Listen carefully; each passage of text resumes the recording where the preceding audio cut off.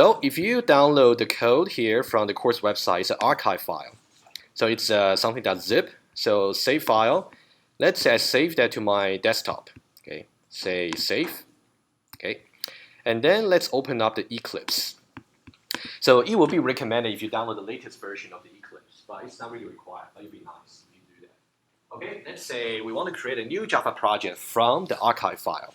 You say File, and New, and then Java projects. Okay, from there, sorry, let me do it again. File, New, I believe it's Other. Oh, sorry. File and then Import. It's kind of confusing. File, Import. And then there will be one option under General tab over here. There will be existing projects into workspace. So we are not trying to create a new project from scratch. We want to import. So that's import. And then existing projects into workspace and next. And then, so here, select the archive file. You can browse. In my case, I'm going to browse to my desktop. And then select the zip file that I just downloaded. Open. And it kind of shows that this is the project I'm going to import into my workspace. And then say finish. Okay, so that's the source code that's being discussed in the tutorial slides. So you can, so we don't have to type. You don't have to type today. If I need to type, I'll let you know. Okay, let's have a very quick go through on the package structure for this project here. So we have two packages. So in good morning. Everybody's here. Very good.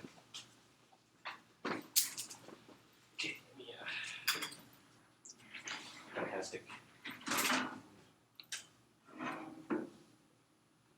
Okay, so there are two packages in the project here. We have implementation and we have tests. So that's going to be the naming convention for this course. So we want to separate between your implementation code and the JUnit test. So it's going to be the same for the assignment as well.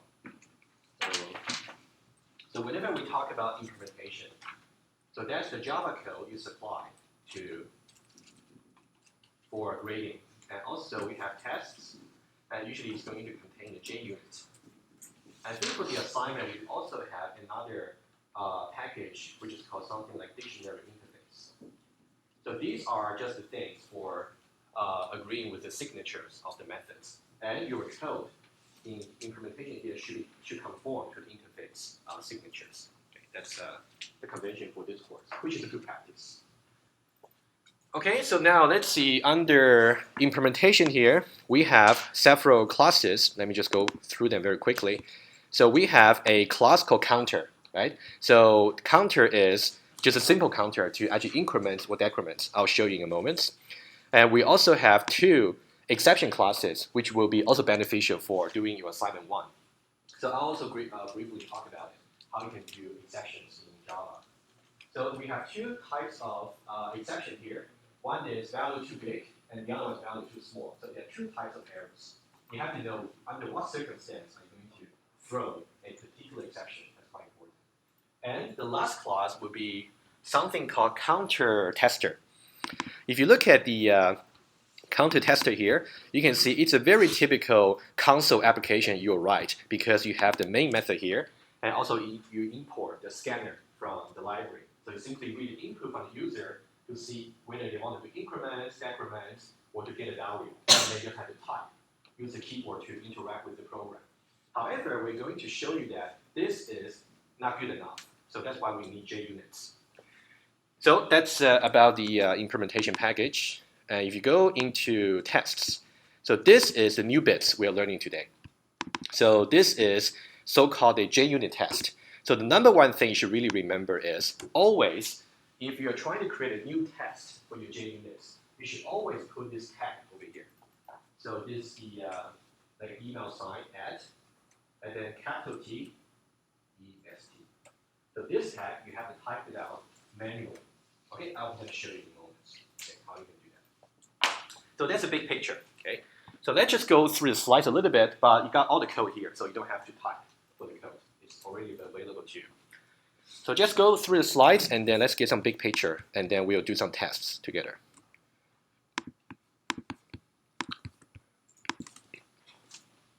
Okay.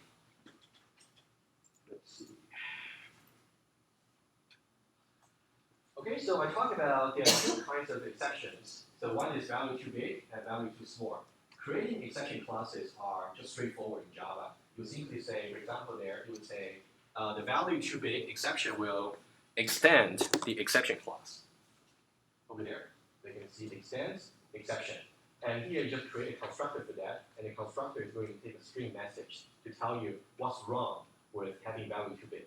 So we'll see the class implementation in a minute. And then, yeah, just another one. And that's another exception class. So let's just go through some important details. So that's also a review of the Java exceptions. First of all, you can see that the two classes, they are subclasses of exception. So remember back in 114, we said that. So in Java, there is one class called exception. And whenever you want to make sure you create an exception class that will be forced to be handled, you have to make sure, you have to make it a descendant class of the exception. So that's exactly what we're trying to do. So you would say value too big and also value too small. So these two classes are subclasses of exception. So once you have done this, you will be forced to actually handle these types of exceptions, which means the catch specify principle, right? I'll talk about it as well, briefly. Catch specify, okay? Catch here simply means you have to somehow use a try and catch block. Okay, that's the catch option. And for the specify option here, that means somehow you have to extend, I'll just say signature. You have to somehow extend the signature of the method that is calling the exception throwing method. Okay, well, we'll see example. Okay, that's kind of the, you gotta do one or the other, but not both. Okay, that's exactly, so these are called checked exceptions. So check is also a keyword in Java, so they're called checked, which means whenever you have such exceptions thrown, you have to handle them. It's mandatory. And then catch specify principle, as I said. Okay, let's go to the next slide. I'll give you some example. So now that means whenever you see any value too big exception thrown or value too small exception thrown, you have to handle them. So now let's say we have some example here. Let's say we have a class over here. So here we have C1 as class C1, which has a method n1, which takes one parameter x of type integer. And then, so here with just let's say the body here. So we say that if the x we are trying to call is actually less than 0, then we're going to throw a new value too small exception. For example, let me just write some code here. If I say, let me create a new instance of C1. If I say C1 is a new C1. And now if I say C1 dot n1, for example, I put some value here. Okay? If you simply put this in your application code, it is not going to compile because you are not handling it. You are not. You have to either catch or specify. Okay. So that's something you have to do, which I'll show you maybe in a moment. But in this case, since we are throwing this exception here, which must be checked, but since we are not trying to handle at this level, so we simply say throws. So this throws here is the signature branch. So we simply expand the signature of the method where the exception might occur. So we simply say this method might throw this exception, and we don't have to do any try and catch block. Okay, that's just a quick review. And there is another example here about specify. Okay, specify. I think I've just got more. Specify here.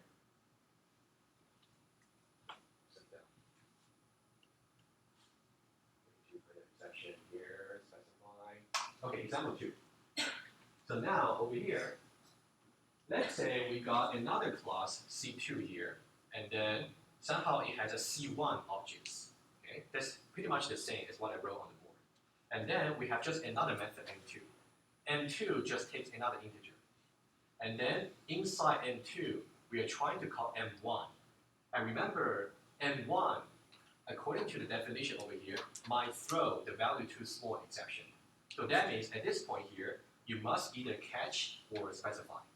And we choose the specify option to say, well, M1 might throw value too small exception, but we don't want to handle this exception here in M2. So we say M2 might throw this exception as well. So we're propagating the exceptions. Okay, that's the specify option. Let's see what would be the option, what would be the second approach. How do we do catch? So now let's say we have a similar class that you call it C3 here. And I would say typically you will only do the try and catch block in the main method, typically, although it's not always the case, typically. So now we actually have, read some input from the user, and then read some integer x, and now x, since it's from the user from the keyboard, it can be positive, or it can be negative. We don't know. And then we create a new instance of C2, and now we say C2.M2. And remember, according to the previous slides, we say that M2 might throw value to small exception. So we will be forced to handle that, either catch or specify. But now, since now we are in the main method, we choose to not to specify anymore. We want to catch. So that's why we're using a try and catch block. So we say that C2.M2 might throw the value too small exception. So that's why we are using a try and catch block. Okay? So these are the two approaches. So for your assignments, that's something that I think that'll be very useful for you to look into. Okay. I think for your assignment, you just get more. You got three kinds of exceptions, I believe. Dictionary full, dictionary word does not exist, or word already exists. Any questions? It's a very quick review of Java exceptions, actually. Very good. So now we have done two types of errors which might be thrown when we are using a counter. Let's see how the counter should be defined. So over there is a very simple Java class. So now let's review some basic stuff here. So here we have a class called counter here. It's not worried about public just yet. We'll talk about public at the end of today. So we say that, first of all, final means it's a constant. The value never changes as opposed to variables. Right? And we say static, which we'll also review in the lecture today. Static simply means it's like a global variable. It is not instance specific. And then we say that we simply define the upper bound and lower bound of the counter. So you can go from 0, 1, 2, 3. You can go anything below. You cannot go anything above either. And then we have some integer value here. So that's the attributes. Okay? And then we have a counter constructor here because it has the same name as the class. And then we simply initialize the counter value to be the minimum, initially just 0. And then we have some accessor method here to get the value. If that's 0, return 0. If that's 1, return 1. Okay, that was very straightforward. Okay, you can read the slides yourself. And we talk about private and public. Okay, let's see two methods there in the same counter class. The first one is we want to increment the value of the counter. Because somehow we know that there are only a few possibilities for the values of counters. So it can be either 0, we start with 0, it can be 1, it can be 2, it can be 3. So this is the minimum, and this is the maximum. So there are only 4 possible values you can take for the counter, which means if you are here, you can increment only, but you cannot decrement. If you attempt to decrement, that will be considered as an exception scenario. Okay? If you're here, you can either decrement or you can increment. Right? If you're here, you can either decrement or increment. Now you're here, you can decrement, but you cannot increment because 3 is the maximum value you have for the counter. Right? So that's why we created these two exceptions. We say, well, there are certain points where you just cannot increment or decrement. So now in the case of the increment method there, we say that if the current value there is actually the maximum, which is 3, then we have to throw the new value too big exception. So now in this case, because value too big exception is a subclass of exception, so we must handle that. In this case, we do not want to use try and catch block yet. So we simply just use the specify option. So that's why over there it says increment throws value too big exception. So that's a specify option. And similarly, so you can see we have an if conditional there. We say if the value is equal to maximum, throw the exception. Otherwise, we just increment the value. That's straightforward. And the second one is symmetric. So we say that if the value is equal to minimum, then we throw the value too small exception. Otherwise, we decrement. Questions about how these two methods are supposed to work? They seem to work, right? But this is a very easy case. I think in your assignment 1, sometimes you may run some very complicated loop. You're simply not sure if they work or not. That's why JUnits can be very useful to help you. Okay, you can also read the slides over here. Okay, now let's see how we would test this counter class using the 114 approach, which means we have to write some console application and then interact with the keyboard. Okay, let's go over very quickly what this is supposed to do. So we import the scanner class over there, and we just call it counter tester. Okay, and it has a main method there. And then first of all, we create a new instance of the scanner, and then we have a command. The command can be either, it can be inc for increments, it can be dec for decrements, or it can be val for value. Okay, 3 possible commands. Anything else will be considered as exit. Anything else. Just make it easy. So now we also create a new instance of counter type, and then we define some Boolean value there. User wants to continue. Initially just true. So we keep running the application until the user enters something other than inc, dec, or val.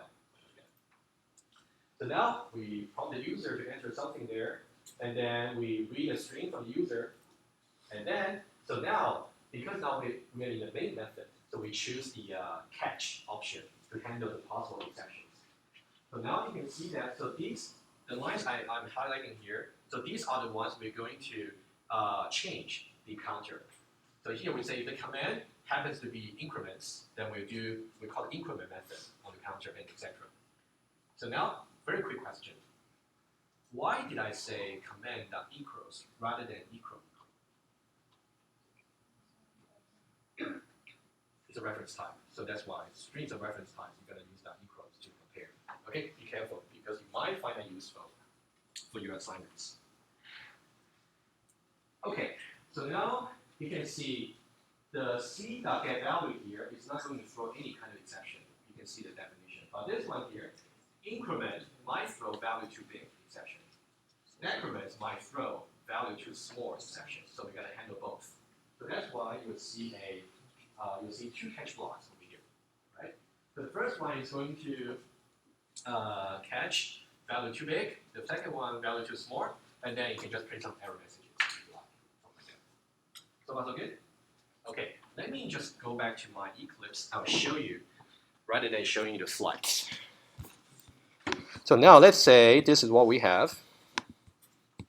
So if I go to counter tester here, now let me run it. Okay. Sorry, it's a bit small, but hopefully that's too small. But anyway, just bear with me. So now basically you simply say enter increment, decrement, or value. So let me say I just want to know what's the current value of the counter. I say val, it tells me it's 0. Okay, that's good because initial value is simply the minimum. And now enter increments, decrements, or val.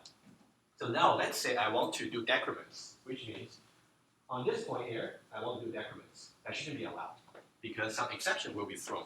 But that exception will be handled by the try and catch block. So I say decrement here. They would say value too small, right? Okay, that seems to work. So that's one possible test, just to make sure if I'm at this point here, if I try to decrement, I will certainly get exception. That's one possible test case. And let me say I want to do another test case. Okay, I want to test another scenario. I will have to stop and run a fresh session. So that already illustrates the disadvantage of running with the console. Because every time, if you want to start with a fresh test, you have to relaunch your console application, right?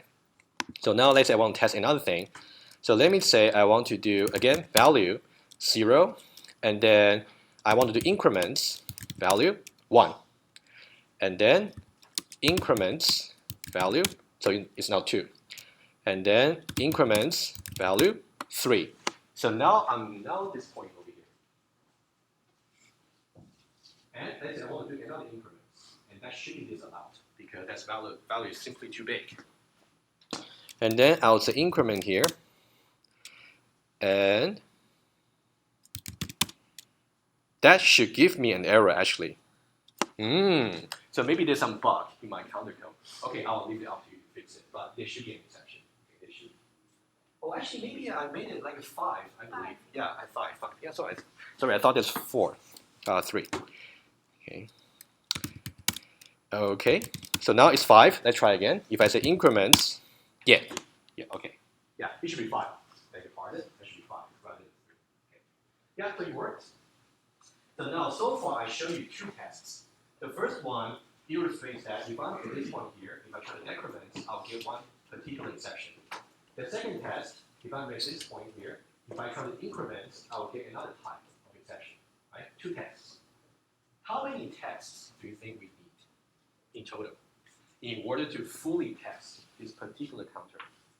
How many?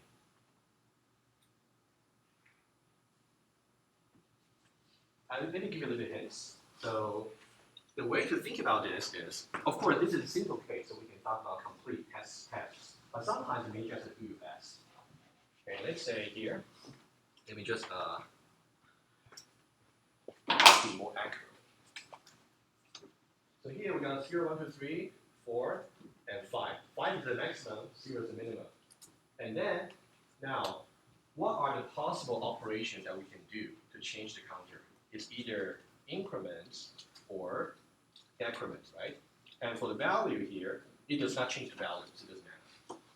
So now, these are the possible values a counter might take from minimum to maximum. And these are the 2 possible operations you might perform. Of course, sometimes you may have the exception, but that's the case you got to test anyway. How many possible ways? How many tests do you think you need in total to test this? Any idea? Should I ask for some opinion? Sanjo, how do you think? Well, 12? How come? Increase for 6 times and Very good. Exactly. So, yeah, let me just make it more explicit. So now, at this point here, I might either do decrements or increments, right? Here I might do decrements or increments. Here I might do decrements or increments. For every possible value, I've got 2 possible operations to perform. So from 0 to 5, 6 multiplied by 2, so 12. Exactly. Okay. But that's one way to figure out. So of course, for your assignment 1, you should really look at the dictionary to see how many tests you might need. Okay, that's something you have to think. Okay, so that's why in the slides there, I put a table for you to actually show you exactly what I really meant from there. Okay, so these are the 2 tests I just did. Okay, and so these are the possible, the table should be expanded. I'll update the slides for you. So it should be 0, 1, 2, 3, 4, 5. Okay, not just 1, 2, 3. So these are the things you need to worry about. So these are the test cases you have to test. But imagine that if you have 12 test cases over here, for each one of them, you have to restart a new session of the Java application. That'll be very, very inconvenient, right? So because every time I want to test for all the tests, I have to launch the Eclipse for 12 times, the application 12 times. Okay, let me just show you the slides over here. And also,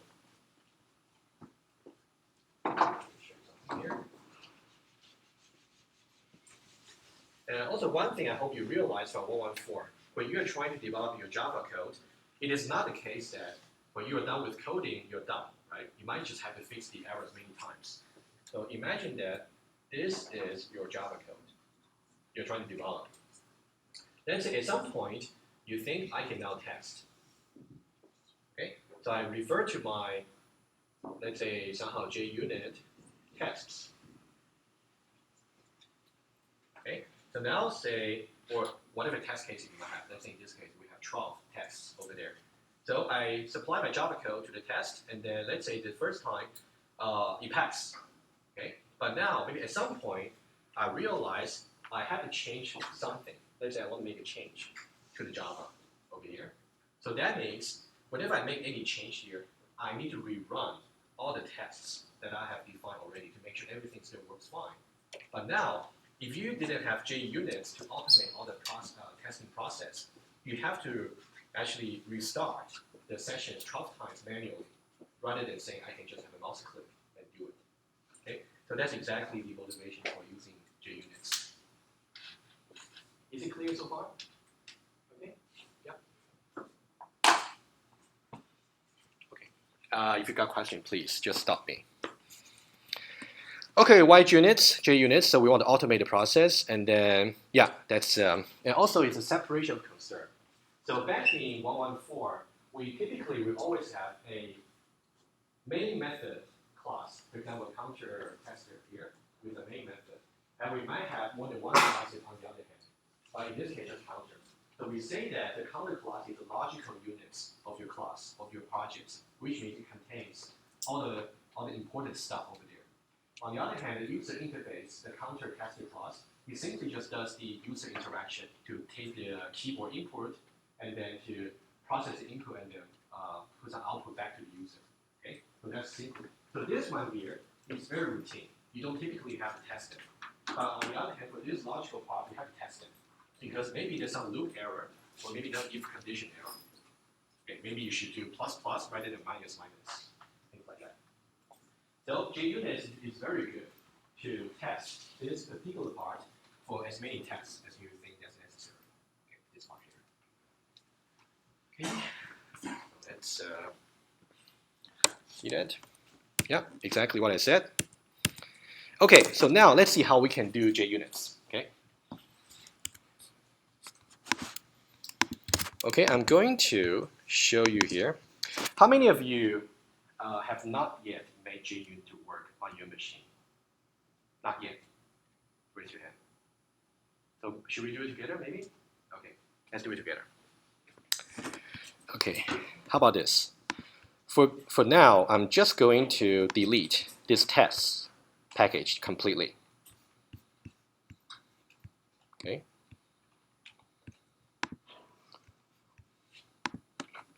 Okay, and let's try. So now let me say, I want to have, first of all, I want to have a new package, tests. Tests, okay, this package here. Now I want to create a new JUnit test case. So I'll right click on the package, tests. Right click, and then you can say new, and then JUnit test case over here. Okay. If you say that, so here you gotta make sure you choose new JUnit 4 test. JUnit 4, that's the one we're using. Convention would be you can say test whatever class you're going to test. So test counter. Okay. And you can say finish. But according to the tutorial, if you haven't set up the library path yet, you can see they will prompt you to set it up automatically. But in this case, it's already there. So you would say finish.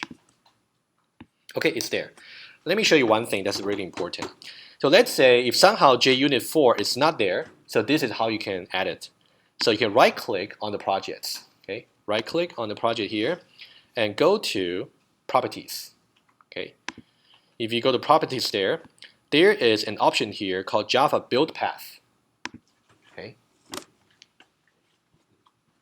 So right click, I'll write it down here.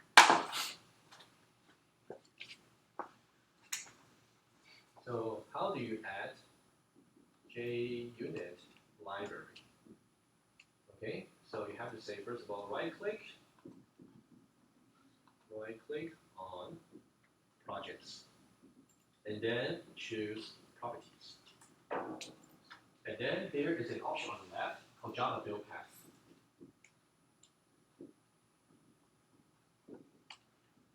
Okay, If you click on that, and if you click on Java build path, and there is one tab over here called libraries. And then you go to libraries. Depending on the version of your Eclipse, some version might just add the JUnit for you automatically. And in some cases, you may have to do this manually, but this one is guaranteed to work. Okay, so that's what I'm showing you. Okay, once you choose libraries there, and then on the right, you will see a tab called Add Library. Okay, choose that. Add Library. Okay. After that, you will see one of the options JUnits. One of them. Okay, just choose that. So choose JUnit here, and then next, and then the version there, just make sure it's JUnit 4. Okay. Add library, JUnits, and then JUnit 4. Okay, and then you can say finish. And say OK. So now it's there. Okay. So now let's have a quick look at this. So you can see over there, so this is the JUnit test case by default. So there is one method here called test. So if you look at this method here, let's take line number 10. So it's a method that does not return anything, so that's why it's void. There's only one thing it does, which is called fail. So fail is a method from JUnits, okay, that it is supported. So there will be several methods you have to use, which is including the tutorial slides. Okay? So the typical ones you have to use will be fail.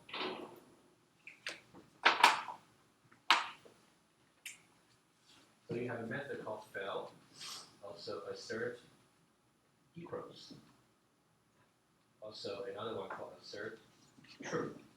So you can look at how we use that in the tutorial. I'll also go over some examples together. Okay, so these are the three that's most commonly used. Okay, so now in this case, you simply say that one thing that's very important, you should always include, and line number 9 over here, add test. So that's what I said before. In order for this method here to be treated as a text so that a JUnit can run it, you have to include this tag here. If you remove it, it is not going to be included. So that's why you have this. And then you simply just fail the test. Okay? So now in this class here, we have only one test, which is called test over here. But that one is going to fail, just intentionally. We're going to see how we can make it pass. Let's give it a try to see how you can run a JUnits. So now if you go to Package Explorer there, if you right-click on your test counter here, right-click, and then go to Run As, usually we say Run as Java application, but now we'll say Run as JUnit test. Okay? If you click on that, it shows you some report. So this report here is saying that we have one test case, which is called test, but that one fails. That's why there's a red bar there. Okay. Now, let me show you a very trivial way to make it pass. Okay, which is also mentioned in the slides. Let me just go back to test counter here. If I simply comment this line out, which means this method here does nothing, just nothing.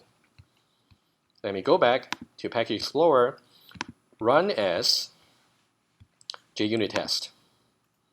Now it's green. So before we have the fail method called, it's red. But now removing it will make it green. Okay? So now there is some principle you have to know in JUnit, which I'll go over in the slides.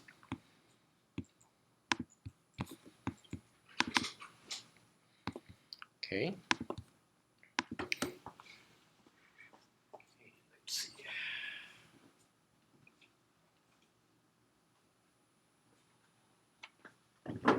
Okay, that's what we said. Okay, so we have done this already, packages, and how to add a JUnit test, etc. Okay, so now let's see how we can. Okay, first of all, a test is simply a method prepended with the add test tag. Okay, that's what I said. And then, so now, that's very important to know. So in JUnits, a method is considered as failure if one of the things happen. Okay, one thing could be is an assertion failure, like the fail that we saw before, right? Because we had the fail method there, so it's a failure. Or there is some exception that's thrown that is not handled. Okay, that's another case. For example, let me show you one example here. If I go to Eclipse here, so now let me just do one thing for you. So here, let's say integer array a is equal to 1, 2, 3. So the maximum index for this array here is 2. But now let me try to do the system.out.println. If I say 4, A4, and 4 apparently is illegal. So I should expect to get array index out of bound exception, right? So now if I rerun the test, somehow there will be an exception thrown from this method here, but it's not handled. Okay. Let's go back and run as JUnit test. Okay, red bar. Okay, because somehow the array index out of bound exception was thrown, but it was not handled. Okay, so the typical exception you might have, array index. I'll write it properly. I think that's on the slides. So array index out of bound exception and also null pointer exception. These are the most common ones. Okay, so when you're doing assignment 1, make sure when you run your test cases, make sure you don't have any of this. That's about failure. So if a method does not have any insertion failure, if it does not have any unchecked exception failure, then it's considered success. Otherwise, it's failure. Okay, success if neither assertion failures nor exceptions occur. Okay, that's the opposite. So now, let's say if you have more than one tests in your JUnit test case, in that case, after you run all the tests, how do you determine if there's a red bar or green bar? The principle is easy. A green bar if everything is success, everything. If there's at least one failure, then you have to fix your implementation, right? Okay. But now the principle is, even if you get a green bar, you can see we could get a green bar quite trivially. It's not very useful. So you should keep adding test cases into your JUnit test. So let's say for your dictionary example, I would say you might need at least 10 tests for that, at least 10. Okay.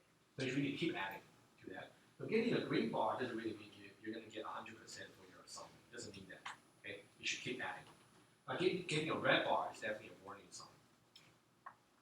So whenever you get a green bar, you should really try to add as many tests as you think necessary. And a red bar, it means there's at least one test fails. And in this case, you should really go back to your Java code and fix it.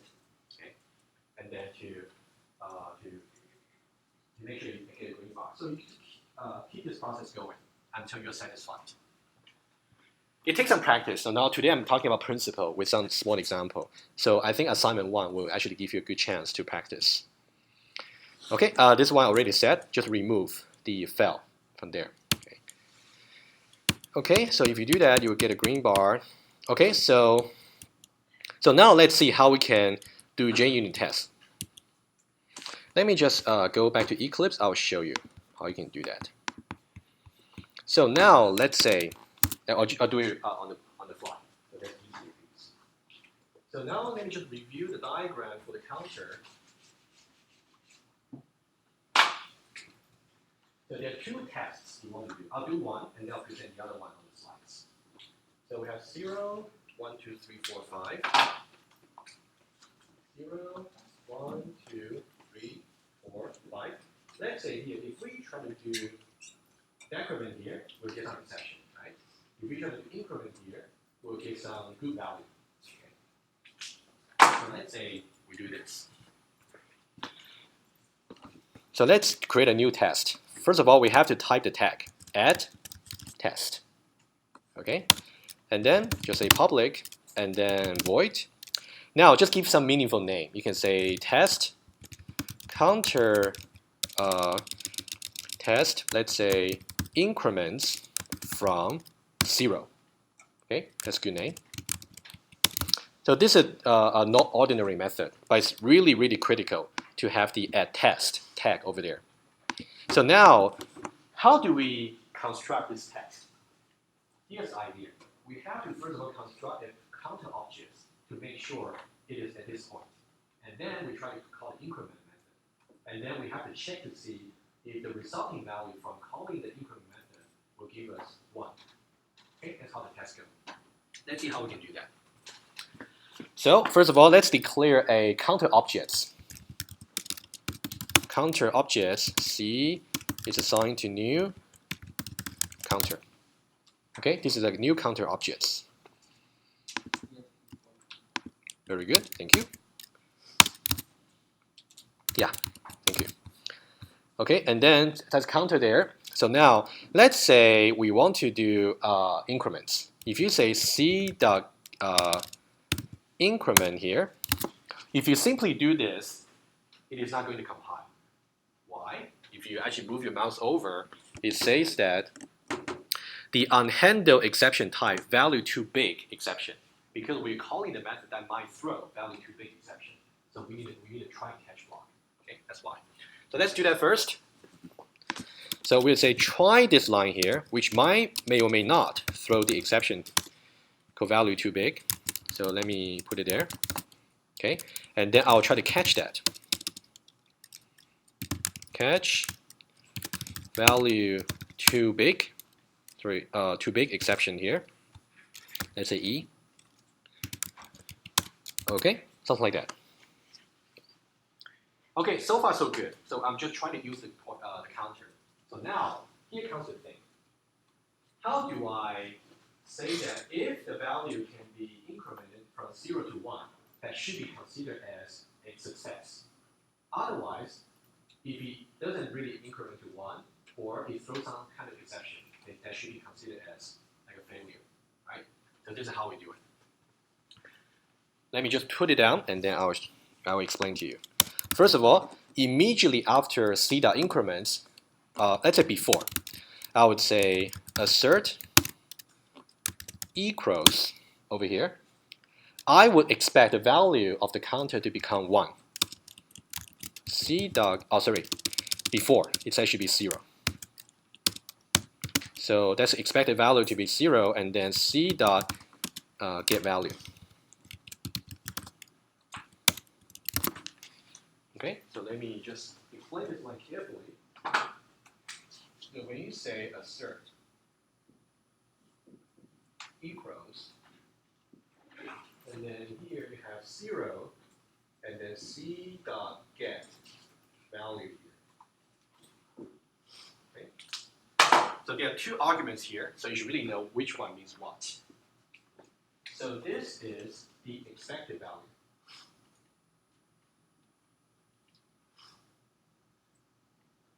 Okay. And this one here, c dot get value here, is the actual value that's returned from your code. If they agree, the assertion is okay. If they do not agree, then the assertion is going to be assertion failure. Okay, so the two values must agree. What you expect must be consistent with what's actually returned. That's what the assert equals is going to say. Okay, so this is before the increments. So after the increments, we expect the value to become 1. So you're going to write something very, very similar. Assert equals, so now it become 1. So c.get value should give you that, like that. Okay, so now we are really testing to say before increment it should be 0, after increment it should be 1. Okay, so however, there's one thing that's missing. If in this particular case, because we know that's 0, but somehow your increment method throws some value too big exception. In that case, that should be an error in your implementation, right? In that case, we should really do something here to make sure the test will fail. Okay. And then I'll show you how to play with this. Okay. So now in this case, we'll just say fail. Okay, that's why fail is actually very useful. Fail, value too big, exception is not expected. Okay, let's run this test first, and then I'll show you how to play with it. Okay, I'll show you so you can get the idea of it better. So here we're using 3 assertions here. Over here we're checking the value is 0, here checking the value is 1. Here, because the exception is not expected, so we just fail. Okay, 3 possible assertions, depending on where we are. So now let's see. Let's run the test first. Okay, let's say we do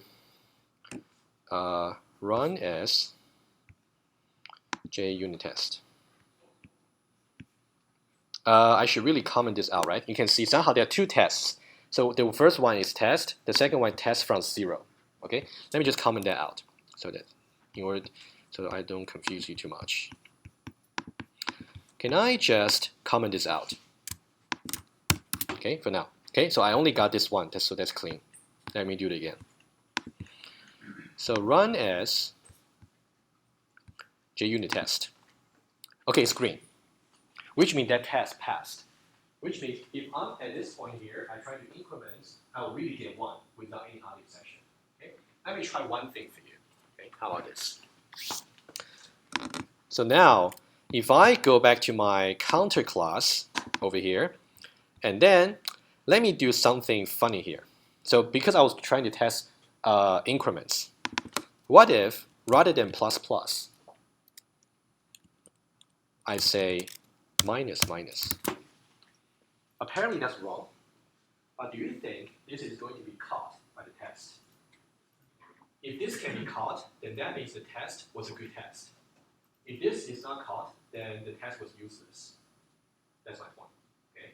A good test means you can catch some bad implementation code in your Java. Okay? Let's try to see and what happens. Okay, so now can we just go to let's say over here, go back to test. Go ahead to Package Explorer. Run as JUnit test. Red bar, right? Let's see what that it is trying to say. It says that Java assertion error. Okay, I'm reading that to you, but when you do it on your computer, it's much clearer. It says that assertion error expected 1, but it was -1. Because we did minus, right, from 0. That's why it's -1 rather than 1. Okay, that's why. So now you really try to practice with this, maybe your assignment 1, to see how you can make sure. Sometimes maybe your test was not right, or maybe sometimes your implementation was not right. So it takes some practice. Of course, whenever you get stuck, you should really come for help. Yeah, it's not that easy to get right the first time. That's why we need to practice. Any questions so far? No? Okay, 2 more slides, and then we'll take a break.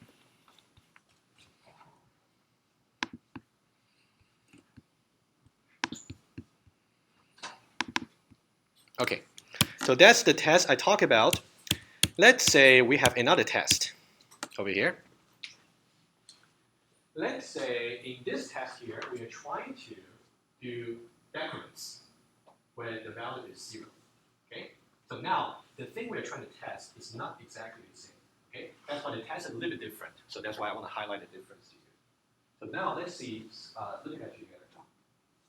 So now, because we are trying to decrement when the value is 0, so we should expect the value too small exception to be thrown. That's what we expect, rather than expect the value to be go from 0 to -1. Okay. So now, let's see, we create a new counter object here, and before we do the decrement, the value should be just 0. I just use the constant over here. And now, we try to do C.decrements, right? And now, you can see we have the try and catch block. But now the fail assertion here is put after C.decrement rather than inside the catch. Anyone would like to try to explain to me why we are doing this? Let me compare. Okay, this is this case. In the previous case, you can see in the previous case where we want to increment from 0, we actually put the fail inside the catch block. And then after the increment, rather than having fail, we actually check to see the expected value has been is actually 1 rather than something else, right? Who can explain to me, or at least try? In this slide here, why do we put the fail in this place immediately after C.decrement rather than inside the catch block? Anyone want to try? It's supposed to fail. Yeah, it's supposed to fail, but why? Okay, maybe I'll help you a little bit. Why would line number 7 fail? David? Because we actually testing a case where the exception actually works. So if it actually works in a try part and doesn't go to the exception, does it fail? That means the expected exception was not thrown. Yeah. Exactly. So now, very good. So now in line number 6, because C dot decorate may or may not throw value too small exception. If it does throw the exception, you will not continue with the normal execution. You actually go to the catch block. So that means if we happen to reach line number 7, that means value too small exception was not thrown, but it was expected. So that should be a fail. But if you actually go to the catch block, that means you do reach the value too small exception, and that one is expected. That's why you don't fail. So I would say try to compare these two test cases carefully, because in one case, the exception is not expected. On the other hand, on the other case, the exception was expected. I think for your dictionary assignments, you need both types of tests. That's why I'm including both of them here. Okay. The pattern will be similar, but I should really try to see how that can be applied to your assignments. Okay, questions? Okay.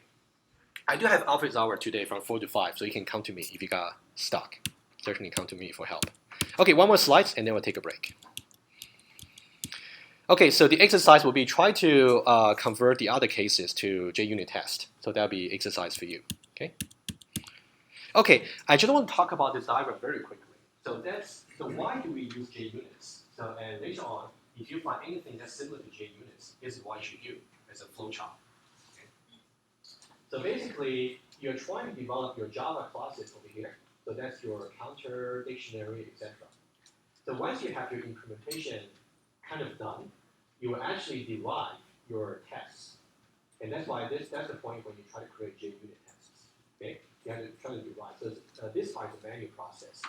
But once you have done that, you have to somehow use the JUnits to run the tests. If you have 10, you'll run 10. If you have 20, you'll run 20 tests. And then the result can either be a red bar or it can be a green bar. Okay?